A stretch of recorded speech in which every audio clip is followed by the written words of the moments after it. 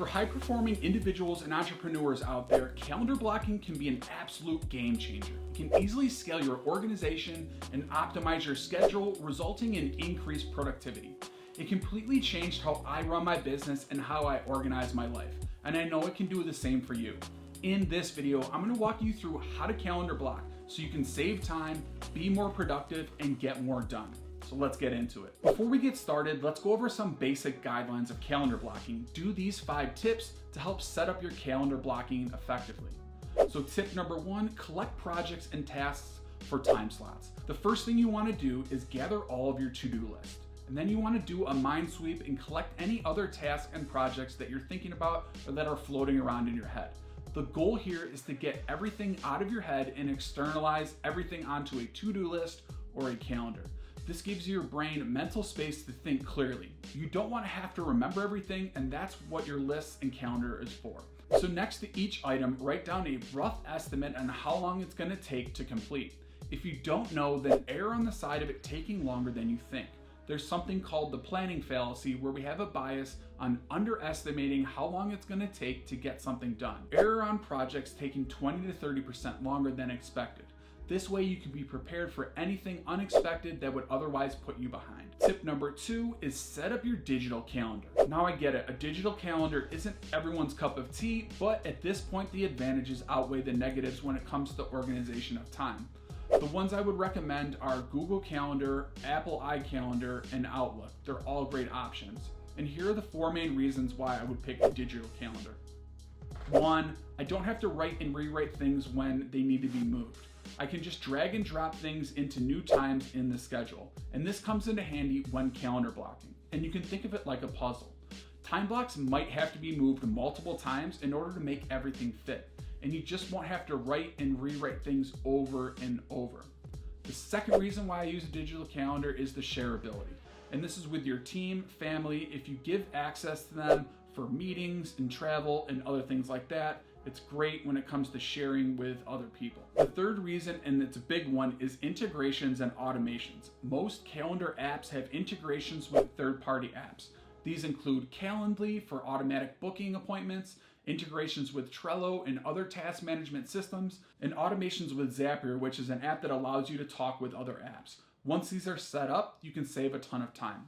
And in the case of Google Calendar, it integrates with the entire Google ecosystem. So Gmail, Docs, Sheets, and everything else on the platform. This alone creates a seamless experience. And the fourth reason why I use a digital calendar is notifications and setting reminders. We all need reminders from time to time, so setting up auto reminders for important tasks and events keeps what's important top of mind. And these are just a few reasons why digital calendar is better than a paper calendar. Tip number 3 is commit to your calendar. If we're going to be creating our own schedule, we have to hold ourselves accountable to it. It's a lot different than working a corporate job where you have to do certain things at certain times. With entrepreneurship or just getting things done in your personal life, there isn't always a direct consequence or those certain responsibilities. This often leads to us moving tasks around or procrastinating, ultimately not letting us get things done, which defeats the purpose of calendar blocking in the first place. With these tasks and projects that you're going to calendar block, you don't want to use that as a chance to procrastinate by just moving things around. Commit to the calendar. At some point, to get things done, you have to take personal accountability and show up to what you have scheduled. Tip number 4, color code your calendar. Color coding is one of the best tips when designing your schedule because it allows you to quickly determine what type of time block you're working with. Pick out different colors for different categories of your day. An example would be client work could be one color, creative work could be another color, administrative work could be one other color, and you can color code your workouts and meal times. You also want to color code your rest and free time. These are all great categories to start with. Once everything is color coded, you can look at your week in one view and see all the different types of work and how it's distributed across the week. Tip number 5, batch similar tasks. So task batching can be one of the most important tips in this video. It's so simple yet so effective. And task batching, which I talk about on this channel all the time, is taking 2 similar tasks and batching them into the same time block or calendar block. Examples are you can task batch writing, so if you're writing blog posts and captions on Instagram, or scripting videos where you can calendar block an hour or 2 and write all of those in the same block. You can also task batch filming videos and Instagram reels. And you can also task batch administrative work like answering emails and updating your calendar. I'll just bring up a list of everything else that you can task batch, and it's really limitless. I have an entire video that goes in depth on how to task batch depending on your specific situation, and I'll link that in the card above. So with those 5 tips and principles, I want you to apply and keep them top of mind when we go step by step blocking your own calendar. So before I turn it over to the computer, I have a question of the day. Have you ever calendar blocked before? And if so, do you use digital or paper? Let me know in the comment section below. I'm interested to hear who is new to this time management method and what tools you use. We're going to start off in Google Calendar with a completely blank page. Now you might already have things in your calendar, which is great, but I wanted to start with nothing on it for this guide so you can see how it's built from the ground up. In any calendar app, you have time slots. And our goal here is to fill these time slots up with an optimized and productive schedule. In the left panel, you're gonna have your calendars, which you can create by using the plus symbol. From there, you can break your calendar into different categories. The categories I like using are calls and meetings, content creation, admin work, travel appointments, client work, routines, workouts, and free time. And you can customize those to your individual schedule. So almost everything on my schedule is going to fall into one of these 8 categories. And you can use any of these calendars or create your own for your own schedule. So let's go ahead and build our calendar blocks. Before you put in everything you have to do, let's go and define when we're starting and ending our day. With your calendar blocks, you're gonna put when you wake up and when you go to bed. And this is gonna give you structure and boundaries as you construct all of your time blocks. So go ahead and put in the time when you wake up. I'm gonna go and put 6 a.m. and I'm gonna go put it in my routines calendar. I like to use emojis too. It just gives the calendar a little pop and it's a reminder of the theme of that time slot. Once that event is created, I'm gonna hit the repeat so it reoccurs Monday through Friday. And I'll get into the weekend schedule later on because that routine is more likely gonna be different for most people than it is during the week. But as you can see, we have our wake up time repeating. Now let's put in the time where you plan on going to bed. Let's start on Sunday, the night before the week, and I'll put in 10 p.m. From there, I'll add it to the routines calendar and I'll have it repeat Sunday to Friday. Once these are both set, just make sure you have at least 8 hours of sleep in between when you go to bed and when you get up. Anything under 7 hours, your energy is going to tank unless you're one of those crazy people that operate off of 5 hours of sleep. Now that you have your wake up and bedtime slots in the calendar, it's time to fill out the other slots throughout the day. The next step for most people is to add your morning routine. Now, I personally do not have a morning routine. I literally just eat breakfast, shower, and get dressed, and I'm on my way. With that being said, I'm no expert when it comes to morning routines, but just make sure you don't create a crazy amount of tasks in the morning for your routine. Try to streamline it and simplify it as much as possible. You don't want to start off each day in chaos. And I'm going to put a morning routine in here from 6 to 6:30, and I'll have that repeat Monday through Friday. From here, let's plan the day from the inside out. Most people watching this video have a job where they work a 9 to 5 or an 8 to 4, or whatever that 8-hour block is that we're going to put in for each day. So let's go ahead and put the standard 9 to 5 block in. For the entrepreneurs out there, I'm going to get to you in a minute because I know the schedule might not look like this. So we're going to create an event, call it work. From there, we'll have it start at 9 a.m. and then end at 5 p.m. And then you can have that repeat Monday through Friday. Click on the drop down and hit every weekday, and now you can see the entire work week has been built out. The next part of the day is your commute. So if you work from home like I do, that's great because we have some extra time. But if not, you're going to have to put your commute in the calendar. If you have a 20 or 25 minute commute, let's go ahead and put that in before work. So enter that in as an event. Make sure it's repeating Monday to Friday. And that's going to go under the work calendar. Now the commute is going into work is set. Let's go ahead at the end of the workday and put in a 30-minute commute from work to home. So let's put that in the 5 o'clock to 5:30 slot. Again, we're going to have it reoccur from Monday to Friday. And now we have the core of our schedule built out. You can see there are 2 time pockets left. One at night from 5:30 p.m. to 10 p.m. and the other in the morning from 6:30 a.m. to 8:30 a.m. And let's go ahead and build these out. The morning can be really leveraged if you plan it right. So you should have more energy in the morning than you do at night. So here are a few things you can put in the morning. So some people like to read or journal or listen to a podcast. You can go for a morning walk while listening to the podcast, and I highly recommend that you do something for yourself in the morning. Start off with one thing that's for you. Maybe you get up before the rest of the family gets up and you spend some time consuming a book or a podcast or something to spark your creativity. And this can help you ease into the day. For this calendar, I'm gonna time block reading. I'm gonna have that repeat from 6:30 to 7 a.m. From there, you might wanna get a workout in. So if you do something like structured training, or maybe you run in the morning, if you do resistance training, or maybe you work out in the morning, this is a possible option of where to put it. For this example, it's a person that works out in the morning, but if you do work out after work, you can put the time block there as well. So let's do a 40-minute weight training workout in the morning, and then like 20 minutes to shower. So that's an hour block that can be put from 7 a.m. to 8 a.m. And you can put in workout plus shower. And let's put a little flex emoji in there. And then that's gonna go under the workout calendar.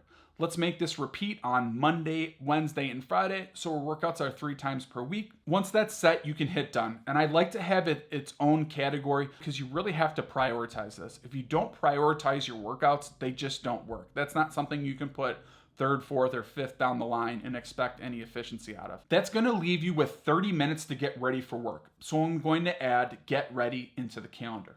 Let's repeat this on Monday to Friday. For me, that's more than enough time. For you ladies out there, I know it might take you an hour to get ready, so you might just have to get up earlier or push everything back a half hour. Again, it's your schedule, so you can try things out and then rearrange them if needed. None of this is set in stone. Now, if you have kids, here's another example. Maybe you could go from 6 to 6:30 read or podcast, and then 6:30 to 7:30 work out. From there, 7:30 to 8:30, get the kids ready and breakfast, and then 8:30 to 9, your commute to work. If you're not a morning workout person, which many of you aren't, just move the workout to nighttime. I would still highly recommend you reading or walking or listening to a podcast or audiobooks or something for yourself in the morning, even if it means getting up earlier before everyone else in the house gets up. Now we have some extra time in the mornings to fill in, and this is on days that you don't work out, which totals 2 hours for the week. Now we have 3 scenarios here. You could block this out as a workout and work out 5 times a week. You could go on a walk those days so you can keep up some type of physical activity, or you might just have a side hustle where you're creating some type of content where you can plug that into those time blocks. It's really going to depend on your situation, but that's 2 solid hours that should really be utilized. Over the course of a year, that's 100 plus hours, and you can't waste that valuable time. In this case, let's put work on side project or side business under the creative category, and let's make that repeat on Tuesdays and Thursdays from 7 a.m. to 8 a.m. Now, as you can see, the morning at a glance, our morning routine looks really good right now. I'm happy with how it's looking. It's reasonable, it's productive. I know if I consistently do this morning schedule, I'll walk into work feeling good. This routine for sure will set the tone for the rest of the day. Now let's talk about the time slots after work. Let's look at that gap between getting out of work and going to bed. Let's put in the meal times first so we can add dinner time. Now you could put that in around 6:30. Let's make that time block repeat. And let's put a full hour in there to make dinner and eat dinner. Now you could cut that down significantly if you do a meal prep on the weekends, or maybe you subscribe to a meal service. And I highly recommend meal prepping. It saves me about 30 minutes a night on most nights, which saves me about 2 hours per week. And again, that's over 100 hours per year. This stuff really adds up. Beyond the basic requirements of your average person, the nighttime is where you can really optimize and leverage your time. Again, if you're working on a side hustle, a side business, or content creation, this is where you can do it. And this is a great time for writing, blogging, video editing, graphic design, and literally any other computer work that you can fit in here. But let's say you have kids and there's a noisy house, so you can easily get a pair of noise canceling headphones and let your husband or wife take the kids for an hour. Don't be afraid to ask for help when you're trying to set boundaries. Unfortunately, this might not be the best time to film anything. If you have a family and your house gets noisy at night, this is not a good time to film. And I have a solution for this when it comes to noisy households, but I'll get to that when we get to the weekend schedule. One of the complaints with these time blocking and time management videos is they don't always consider people with kids and a family. Now, I personally don't have kids, but for coaching people for over 12 years, I've helped over 100 plus women, including single moms, dig out time for their workouts and their personal lives to optimize a healthy and productive lifestyle. So I've done this before. If you're strategic with time, you can carve it out even when it seems impossible. So let's put creative work in from 6:30 p.m. to 7:30 p.m., and that's an hour blocked out in the evening. Now for the night workout people, find a time within these night time slots to work out. In this case, that 7:30, 8:30 would be a great time. And no one wants to work out right after dinner, but I won't put that in the calendar because we already have our workout time in the morning, but make sure you get a workout or physical activity like walk or something physical at least 3 times a week. From there, let's say you're doing some type of business development for your side hustle. Maybe you're reaching out to brands or other creators to collaborate, or maybe you're reaching out to leads or trying to generate some type of revenue. You can put that in from 6:30 to 7:30 p.m. Wednesday, you might meet up with some friends, maybe have a friend over, or you could put that in from 6:30 to 8:30 p.m. And then on Thursday, you want to edit your videos or write your captions, and you can put that in the time slot as well.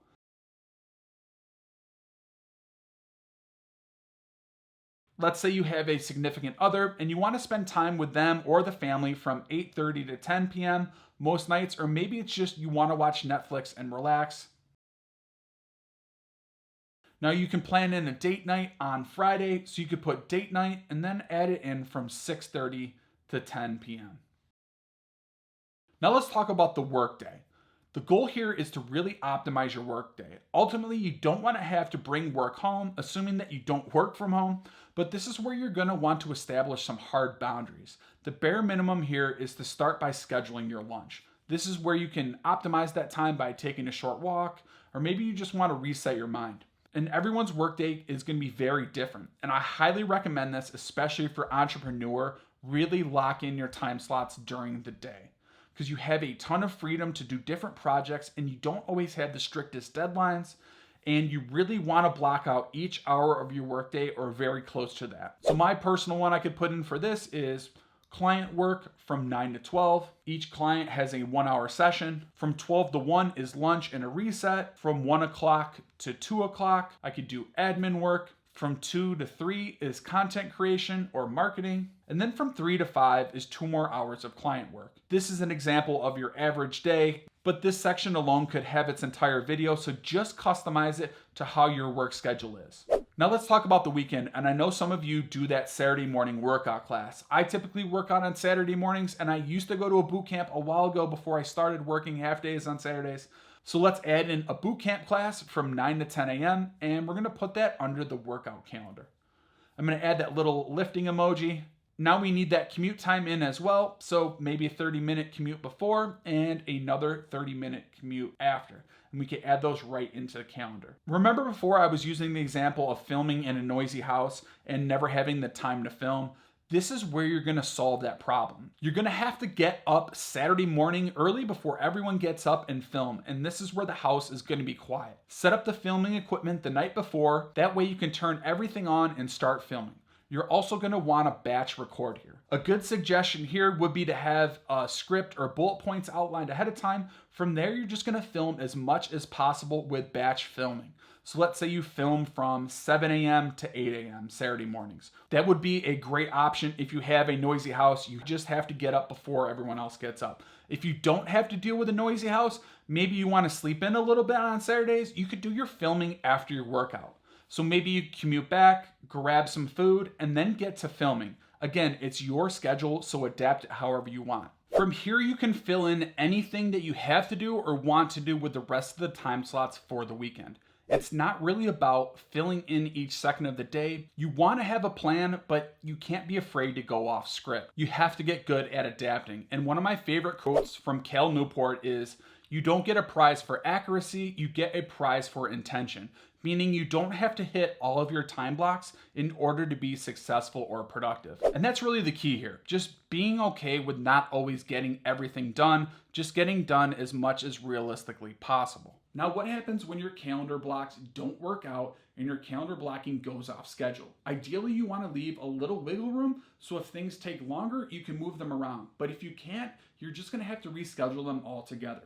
You're going to push it to another time this weekend or a free time next week. Now, if you're constantly pushing the same items back, you're more likely doing one of these 3 things. If it's important but not urgent, put it on hold or put it on a back burner list and then revisit that list each week.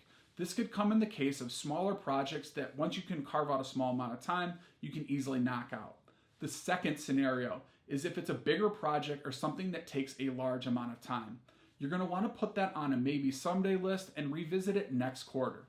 Maybe it's just something you don't have the bandwidth to do with this project right now, and there's no reason to try to force it into your schedule because it's just going to stress or burn you out. Then the third case is if a task or project is really not important and not urgent, you're just going to want to delete it altogether. Sometimes you have to be okay with things just not getting done. Again, if it's not important and not urgent, it's more than likely a waste of your time anyways. A lot of times we get caught up in getting things done or just doing and realize that the task or project you keep putting off doesn't necessarily correlate with your goals that you have. Always keep perspective and check back at the end of each week if tasks and projects are still relevant. The mindset you need when it comes to calendar blocking is have a plan, but don't be afraid to go off script. Every day is not going to go perfect. You have to get good at planning and estimating time, but you also have to get good at adapting when things change, especially when things are out of your control. The mindset is to optimize your time with the hand that you've been dealt, and each day you're drawing a new hand. Some days you have energy and some days you don't. Some days have tons of things going on, and then other days it's very calm. And then some days are going to be easy to focus, and other days it's just not. You have to accept it is what it is, and then what's the best way to navigate this day to accomplish what I have to do? If you adopt that mindset towards your calendar blocking, I guarantee you will be more productive. Beyond this video, I have a great free guide on calendar blocking, and it's my time blocking starter kit. With this guide, in under 10 minutes, you can save up to 8 hours per week. It's going to have some additional tips and tools that you can really master calendar blocking with. The link is in the description below, so check out the guide, and until next time, stay productive.